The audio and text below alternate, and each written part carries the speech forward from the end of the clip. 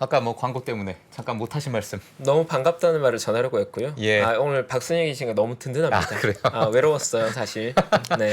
아니 장우석 부사장님이 들으시면 섭섭해할 수 있어요. 괜찮아요. 또 부사님은 부사님대로 좋습니다. 그렇죠. 네. 저는 아. 굉장히 만만치 않은 하루였어요 사실. 아, 네. 오늘. 그래서 오늘 그 시황맨이 상당히 부담을 느끼고 있을 것 같은데 오늘 예. 수요일의 시황 누구죠? 오늘 리얼 드래곤 용가리. 용가리. 예. 용가리님 계십니다. 용가리. 용가리님 초빙하시죠. 아, 알겠습니다. 자, 미래에셋증권 용가리 이진용 선임 매니저님 모시도록 하겠습니다. 안녕하세요. 안녕하십니까. 네. 반갑습니다. 박 선생님 오랜만에 뵈니까 예. 참 힘든 하루였지만은 예. 참 반갑습니다. 아, 그러니까요. 예. 아까 뭐 방송하기 전에 만났는데 너무 반가운 거예요. 예, 그래서 막 악수를 한 5번 했네요. 예. 알겠습니다. 자, 오늘 시황 한번 부탁드리겠습니다. 미국 증시부터 한번 가시죠. 예, 어제는 사실 나쁘지 않은 하루였는데요. 예. 뭐 저가 매수 들어오면서 나스닥이 한때 2% 이상 상승을 했다가 예. 그 노드스트롬 가스관 폭발 사고가 얘기가 나오면서 다시 이제 하락하면서 마감을 했는데 나스닥은 살짝 상승했지만 다우지수와 S&P 500은 하락하면서 마감했고요. 이 얘기는 조금 있다가 다시 설명을 좀 드리겠습니다. 국채금리 최근에 좀 심상치가 않아서 이 부분을 조금 언급을 해야 될 것 같은데 지금 미국 10년물이 현재 3.97%고요. 2년물이 4.28%, 4.3%까지 근접을 했습니다. 우리가 이제 이 채권 수익률하고 주가가 굉장히 밀접하게 이제 연관이 되기 때문에 이 채권 수익률이 어떻게 움직이는지도 항상 확인을 할 필요가 있습니다. 네. 그 다들 아시다시피 지금 연준의 목표 금리는 한 4.5%까지 잡아놓은 상태고요. 점도표에서. 예. 연말까지는 4.2에서 4.5, 내년 2023년에 이제 4.5에서 4.75 정도로 현재는 예상을 시장에서 하고 있는데 그렇다면은 지금 채권 가격이 상당히 여기에 선반영을 한 상태인 거죠. 미국 국채 가격이 이제 빠르게 따라오면서 연준의 어떤 목표 수치까지 올라왔는데 사실은 주가가 의미 있게 저점을 확인하려면은 이 채권 가격이 어느 정도 바닥 그러니까 저점을 찍었다라는 신호가 어느 정도 보여야지 주가도 거기에 이제 맞춰서 올라갈 거라는 생각이 들고요. 예.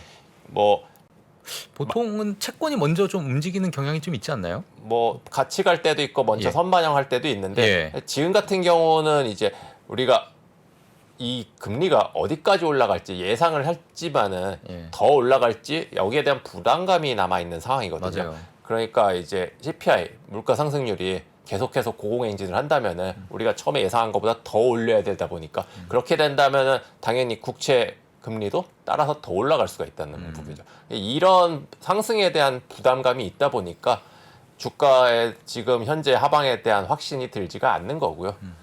사실 쉽게 와닿는 게 미국 국채 수익률이 만약에 한 5% 정도 준다 하면은 상당히 그러면은 파괴력이 있는 거거든요. 웬만큼 주가에서 수익률을 개런티하지 못한다면은 국채, 무위험 자산 수익률 5% 정도 준다고 하면 상당히 매력적인 그렇죠. 수치이기 때문에 그렇다면 주가는 어느 정도 상당히 이제 할인이 되지 않는다면은 유입 요인이 떨어진다는 거죠. 그렇기 때문에 이제 이 채권 수익률이 상당히 중요한 부분이고 결국 채권 수익률을 결정하는 건 인플레이션 피크아웃 여부입니다. 그래서 우리가 가장 지금 주목해야 될 단 하나의 포인트를 잡는다면 역시 물가 CPI인 거고요. 다음 달에 나올 이제 CPI 지수도 그래서 다시 한번 주의 깊게 봐야 되는데 지금으로서는 뭐 수치가 어떻게 되더라도 어쨌든 조금이라도 이제 꺾이는 모습이 보이기를 이제 기대하고 있는 상황이고 주가는 뭐 그전까지 특별한 어떤 상승 모멘텀이라든지 호재 별다른 이벤트가 보이지 않는다는 게 지금 사실 좀 뼈아픈 부분이라고 할 수가 있는 거죠. 예. 뭔가 기대할 수 있는 부분 매크로적으로는 사실 보이지가 않는 거고 네. 결국은 개별 기업에 기대할 수밖에 없는 거죠. 예를 들면 이제 곧 있을 테슬라 AI 데이 같은 데서 뭔가 깜짝 놀랄 만한 이슈가 있다면 그런 것들이 어떤 이제 증시의 호재로 작용할 수는 있겠죠. 예. 제가 이제 미국 뉴스를 보게 되면 요즘에 좀 자주 보이고 있는 단어가 뉴클리어, 핵. 이게 또 자주 보여요. 그 단어가 예, 보기 싫지만, 그러니까 이제 그러니까 러시아 이제 전쟁의 또 국면이 그러니까. 이게 뭐 AI 데이도 좋고 다 좋은데 아이폰 14도 좋고, 근데 이 단어 하나에 그냥 다 무너져 버리니까 이거 어떻게 저희가 해야 될지 참 그러네요. 뭐 지정학적 리스크 같은 경우는 앞으로는 조금 더 커질 확대될 리스크이고 예. 상수의 개념으로 봐야 된다고 말씀을 드리고 있습니다. 뭐 말씀하신 러시아라든지 뭐 우리나라 같은 경우는 당장 이제 북한 리스크가 굉장히 익숙한 상황이죠. 네. 우리는 사실 익숙하지만은 북한의 어떤 이런 도발이라든지 어떤 미사일 관련 문제에 대해서 외국에서는 조금 더 심각하게 바라보는 편이 있거든요. 그러다 보니까 이 부분은 사실은 계속 체크를 해야 되는 부분이다. 예. 예. 알겠습니다. 자, 오늘 요번에 또 연준 위원 발언들이 또 연달아서 또 나왔죠. 최근에 계속해서 연준 위원들의 연설이 이어지고 있는데 이번에 이제 제일 관심을 끄는 분이죠. 제임스 블러드 세인트루이스 총재께서도 이제 언급을 한 내용을 간단히 설명을 드리면은 네네. 그 미국이 현재 심각하게 인플레 문제에 직면해 있다. 시기적으로 본다면 70년대에서 80년대 정도 상황 수준까지 와 있다. 실제로 긴축이 이제 침체로 심각한 침체로 이어지지 않기를 바란다. 예. 호프라는 표현이니까 바란다. 자신의 희망인다. 안 될 것이다가 네. 안 됐으면 호프. 좋겠다. 예. 호프. 호프리라고 했는데 예. 희망이 나와야 되는데. 호프가 나와야 슬프네요. 되는데. 예. 네. 4.5%까지는 일단 금리를 올려야 되고 한동안은 높은 수준을 계속해서 유지를 해야 된다. 그러니까 4.5가 될 수도 있고 그 이상이 될 수도 있으며 여기서 이제 빠르게 인하가 돼야 된다고 얘기하는 연준 인사들도 있는 반면에 네. 블러드 총재 같은 경우는 일단 올린 상황에서 상당 기간 버텨줘야 된다. 그게 이제 물가를 잡을 수가 있을 것이다라고 이야기를 했고요. 예. 우리가 이제 블러드 총재가 제가 이제 연초에 발언했던 거를 다시 한번 살펴봤습니다. 이분이 이제 재평가를 받는 이유가 네. 과거에 했던 발언들이잖아요. 1월 달에 이제 이렇게 얘기를 했거든요. 인플레이션 통제를 위해 빠른 금리 인상을 해야 된다. 사실은 1월 달 연초만 하더라도 연준은 상당히 조심스러운 입장이었습니다. 맞아요. 이 경기 아직 탄탄하고 인플레이션은 일시적이다라고 파월 의장이 이야기를 하면서 예. 금리 인상 시기에 대해서도 불투명했었죠. 그런데 빠르게 인상을 해야 된다고 사실상 처음으로 이제 주장을 했었고 2월 달에는 이렇게 이야기를 했는데 연준에 대한 신뢰도가 위태롭다. 현재 상당한 긴축이 조기 실행되어야 한다. 그리고 수차례 이제 빅 스텝을 해야 된다. 즉 50bp 인상이라는 얘기를 했을 때 이제 시장에서 깜짝 놀랐었죠. 예. 그때 최파고도 놀랐습니다. 저도 깜짝 놀랐죠. 예. 네. 아니, 웃었어요 그때. 이거 말이 안 된다. 그러니까 예. 무슨 현실감 없는 소리를 하느냐. 그러니까. 좀 오버다라고 했는데 이게 지금 그러니까. 충격적이죠, 진짜. 예. 네. 예, 사실 대부분의 관계자들이 이런 반응이었고요. 너무 이제 과하다, 시장을 망가뜨릴 생각이냐라는 발언이 있었는데, 예. 뭐 아시다시피 예, 그 뒤에는 FOMC가 3월에 있었는데 3월 FOMC에서 최초로 금리 인상을 시작을 했죠. 0.25bp로. 그런데 그 당시 연준 위원 중에 유일하게 빅스텝을 주장한 분이 이 제임스 블러드 총재만 50bp 인상 의사를 제시를 했었죠. 네. 예. 그리고 연내 기준금리를 3%까지 올려야 된다. 이때도 다시 깜짝 놀랐습니다. 무슨 3%냐. 처음 왜냐 금리는 한 1% 가지 않겠냐 이랬었거든요. 그 당시만 하더라도. 그리고 4월 달에는 드디어 울트라 스텝 75bp를 올려야 된다 얘기를 또 다시 처음으로 한. 그때 저희 기억에 점도표. 저 위에 거의 피카소급으로 빵 찍은 사람. 점도표 블러드 형님. 블라드였죠. 그죠? 예. 3.5였던가 그랬던 것 같아요. 예. 네. 그러니까요. 자, 이렇게 되니까 새삼 다시 이제 회자가 되는 것 같고 당연히 이분의 발언이 좀 무게감 있게 최근에 이제 다가오고 다른 연준 인사들에 대해서는 조금 더 귀를 기울이게 되는 것 같습니다. 그래서 지금의 이제 의견들도 상당히 좀 의미가 있어 보이고요. 다른 이제 의사들 발언도 있었는데 뭐 비둘기격이라고 할 수 있는 닐 카시카리 미니애폴리스 총재 같은 경우는 현재 인상 속도가 적절하다. 경기 연착륙이 가능하다. 조금 이제 긍정적인 톤으로 이야기를 했고요. 찰스 에반스 시카고 총재도 이제 3월까지 금리를 인상한 다음에 조금 쉬어갈 수 있다. 그러니까 이제 금리를 이제 뭐 중반이나 그렇게 좀 길게 가지는 않을 거다라고 조금은 이제 희망적으로 이야기를 했고요. 경기 침체도 마찬가지로 아직까지는 피할 수가 있다. 그러니까 연준 의사들도 아직까지는 이제 조금 나눠져 있는 거고요. 톤이 다소 이제 호키시 매파적이 되긴 했지만 그럼에도 불구하고 아직까지 경기 연착륙에 대해서 기대를 하는 쪽과 이미 이제 침체라든지 기정사실화 한쪽으로 조금 나뉘어져 있는 상황이라고 볼 수 있을 것 같습니다. 네, 알겠습니다. 자, 이렇게 해서 연준 저희 위원 발언까지 좀 봤고요. 저희 특징주로 한번 넘어갈까요? 예. 어제 오랜만에 반도체주가 조금 강세였고요. 마이크론이 3.48% 상승하면서 오랜만에 강세를 보였습니다. JP모건에서 사실 목표 주가를 하향했습니다. $80에서 $65로 하향을 했는데 예. 그럼에도 이제 비중 의견 확대에 대해서 유지를 했다는 거에 대해서 이제 긍정적으로 작용을 했고요. 축소나 중립이 아닌 그럼에도 불구하고 매수 의견을 제시했다는 부분, 그리고 결국은 이제 낮아진 가격이 상당히 이제 매력적인 부담 없는 밸류에이션이다라고 이제 반영이 된 것 같고요. 어제 마이크론 상승에 의해서 엔비디아와 AMD 관련 반도체 주식들도 반등이 나왔고요. 그리고 테슬라가 2.5% 상승을 하면서 어제 강했던 주식 중에 하나였습니다. 역시 이제 AI 데이 기대감으로 어제 매수세가 들어왔는데 뭐 테슬라는 다음 시간에 저희 회사 박연주 연구원께서 또 자세하게 말씀을 해주실 것 같으니 이 부분은 넘어가도록 하겠습니다. 알겠습니다. 네. 예. 최근 뭐 메이저들은 뭐 시장을 좀 어떻게 보고 있나요? 모건 스탠리나 뭐 골드만삭스나 메이저 하우스들은 뭐 아시다시피 골드만삭스에서도 이제 의견을 조심스럽게 하향했죠 이번에. 그러니까 그래도 강세로 봤던 IB들이 조금씩 이제 항복하는 모습이 나오고 있다는 부분. 골드만삭스. 예, 대표적이죠. 사실은 이제 제가 이제 오늘 저희 설명회 때도 얘기를 했지만은 연준, 미국 중앙은행도 연초 대비 굉장히 큰 이제 예측 실패를 했지 않습니까? 그러니까 그만큼 올해 시장이 이제 예측하기 어려운 상황이었고 인플레이션에 대해서 상당히 많은 실수가 있었다. 이 부분에 대해서 뭐 저도 금융권에 있지만은 좀 반성을 하고 싶은 부분이 있고요. 이거는 뭐 다른 글로벌 IB들도 마찬가지일 것 같아요. 그러면서 이제 이번에 우리가 잘못 예측했다 하면서 속속들이 낮추는 모습이고요. 지금은 사실 상당히 톤 다운돼 있는 분위기입니다. 전반적으로.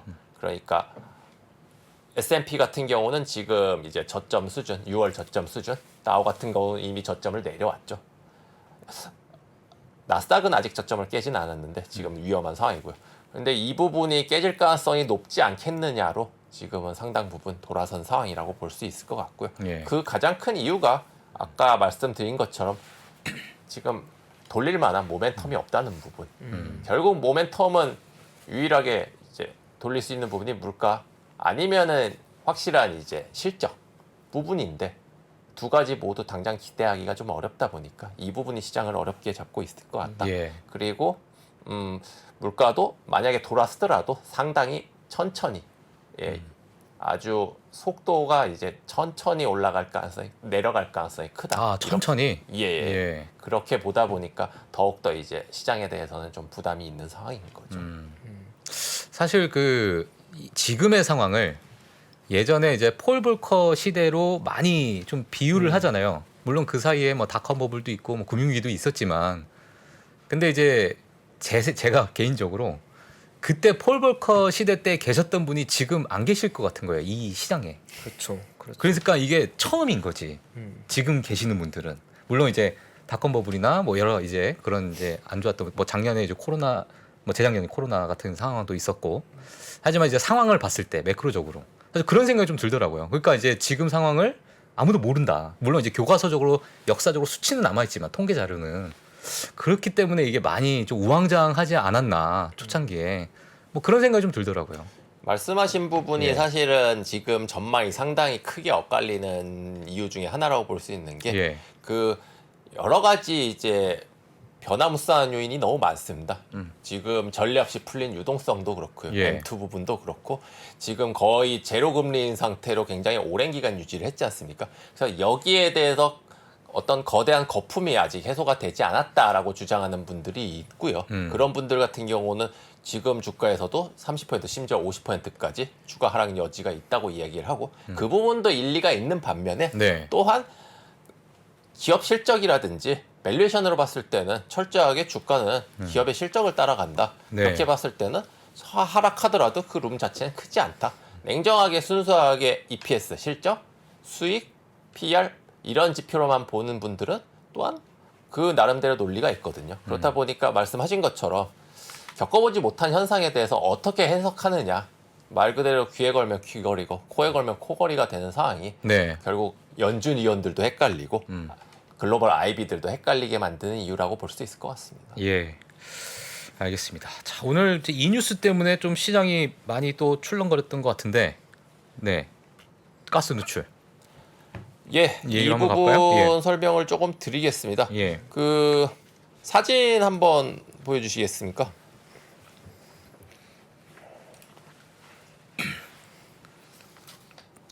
예, 이게 그 이번에 그 저 사진이 이제 가스관이 유출이 돼가지고 노드스트림 가스관에서 가스가 새어나오는 장면을 이제 사진으로 찍은 모습이고요.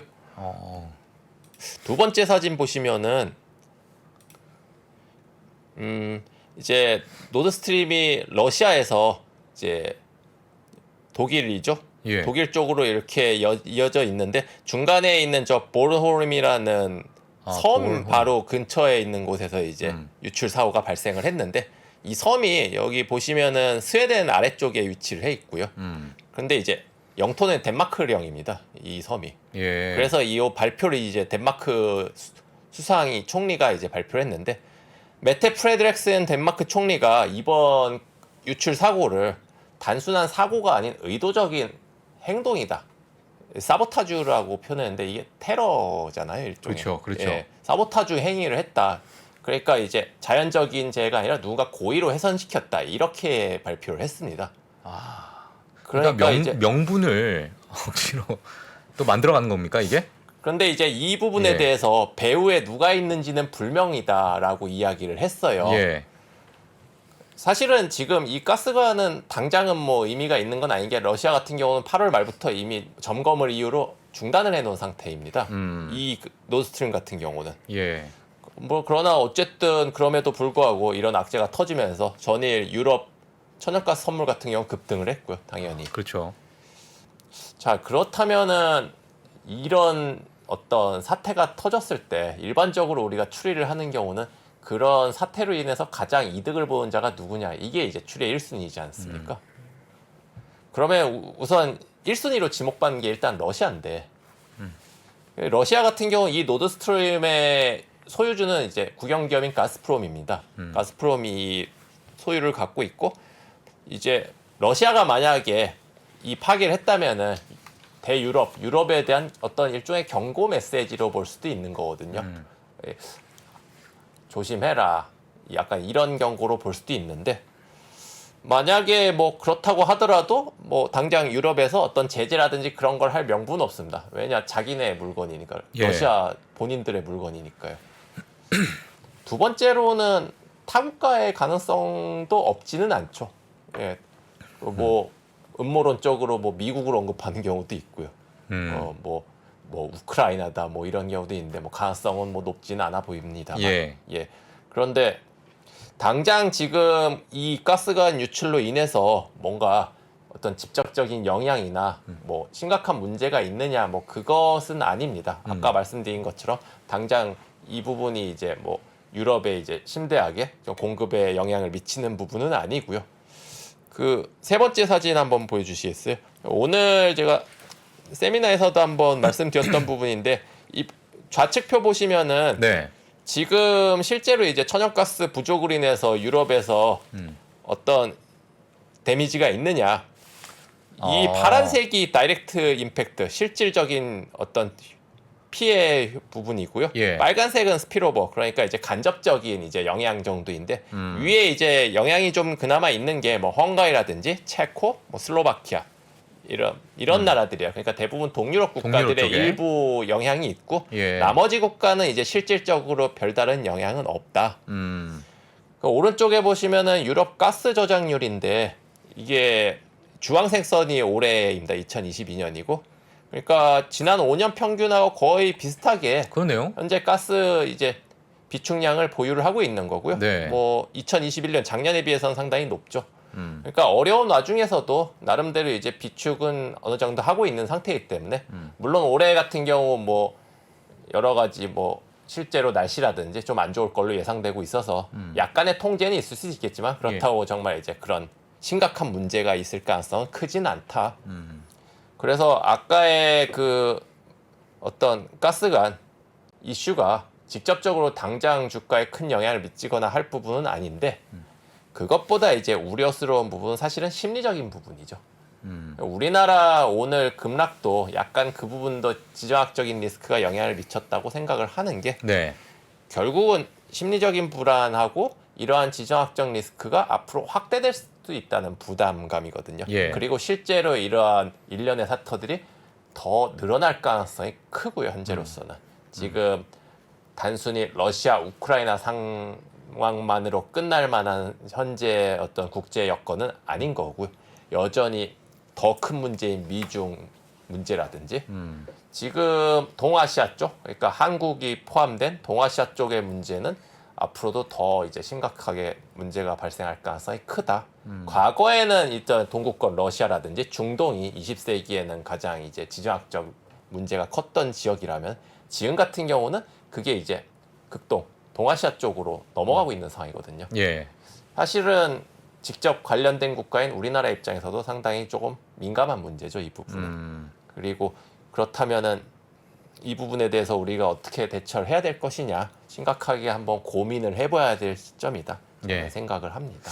그럼 이런 부분 때문에 저희 이제 글로벌 경제 여러 이제 주식시장을 봤을 때 이진용 선임 매니저님께서는 올해는 좀 힘들다고 좀 보고 계시나요? 아까 전에도 이제 인플레이션이 좀 천천히 내려올 것이다. 내려오더라도 이렇게 말씀해 주셨고 지금 뭐 이런 상황에서 올해와 내년 초까지 어떤 흐름을 좀 보고 계시나요? 뭐 사실은 주식 시장 같은 경우는 예. 항상 이제 빠르게 선반영을 하기 때문에 네. 어쨌든 악재에 대해서 상당 부분 반영을 한 것은 사실입니다. 그러나 결국은 주가를 움직인 상당 부분은 심리가 작용하기 때문에 이 부분을 턴하기 위해서는 어떤 강력한 시그널이 필요하고요. 예. 강력한 호재 이거를 돌릴 만한 무엇인가 임팩트가 필요한데 지금 그게 없다는 게 가장 큰 문제. 단순히 주가가 싸다는 이유로 예. 올라오지는 않습니다. 이 정도의 상황에서는 무언가 어떤 계기가 필요한데 그 계기가 없다는 부분하고 그리고 지금 아까 채권 수익률로 말씀드렸던 어떤 일드갭으로 봤을 때 네. 밸류에이션이 미국이 지금 절대치가 싸냐라고 말하기가 어려운 상황이 된 거죠. 예전 같았으면 싼 밸류에이션인데 예. 미 국채 수익률이 4%를 넘어간다? 5%에 근접한다? 어디까지 갈지 모르는 상황에서 주가 수익 배수를 멀티플을 얼마나 줘야 되느냐 여기에 대한 확답이 나오지 않는 한은 예. 그리고 그게 이제 단기간에 나오기는 어려운 상황이다. 그렇다면은 올해 빠르게 회복은 이제 조금 힘들지 않겠느냐. 힘들다. 그 대신 이제 주가가 이제 여기서 추가적으로 급락하느냐 이 부분에 대해서는 조금 제한적으로 보는 게 이미 주가는 상당 부분 반영을 했기 때문에 기간 조정이 있을지언정 뭐 어떤 하락폭에 대해서 그렇게 너무 비관적으로 볼 필요는 없지 않겠느냐 그 정도로 조심스럽게 말씀을 드리고 싶고요. 예. 결국은 뭐 계속 뻔한 말씀을 드려서 그렇긴 한데 한 번 더 해주세요. 예. 개별적인 좋은 주식으로 접근을 할 수밖에는 없다. 좋은 주식. 매크로적으로 기대할 만한 사항이 별로 없기 때문에 예. 보수적으로 접근하되 좋은 주식을 싸게 산다는 기본에 충실을 하는 게 가장 효과적이지 않을까 생각을 합니다. 알겠습니다. 공감됩니다. 예. 저도 싸게 샀다고 생각했는데 싸지 않았어요. 지금 많은 분들이 반응이 나오는 게 그 박메타님 오시니까 예. 메타곤을 양전환했다, 플러스 전환했다. 지금 오랜만에 좋은 뉴스 들리고 있습니다. 예. 네, 메타가 플러스 전환했다고 합니다. 아 그래요? 네, 아주 진짜 반가운 소식. 열받습니다. 알겠습니다. 자 오늘 좀 오래간만에 또 제 이진용 선임 매니저 좀 봤는데 너무 좀 잘 또 설명해 주셔가지고 아주 날카로운 질문을 좀 드리고 싶었는데 시간 관계상 여기까지 할까요 오늘? 예 알겠습니다. 다음 시간에 또 한번 말씀해 주시면 알겠습니다. 네 지금까지 시황 또 자세하게 좀 설명해 주신 미래에셋증권 이진용 선임 매니저님 감사합니다. 다음에 고맙습니다. 뵙겠습니다. 예 감사합니다. 뭐 어떻게 다음 한번 가시죠. 2부가 또 특별한 시간이 있어요. 너무 기대됩니다. 네. 2부가 많은 분들이 가장 많이 관심 가지고 있는 종목, 대한민국 투자자들이 가장 많이 가지고 있는 종목이죠. 그러니까요. 테슬라 내용이 2부에 준비되어 있습니다.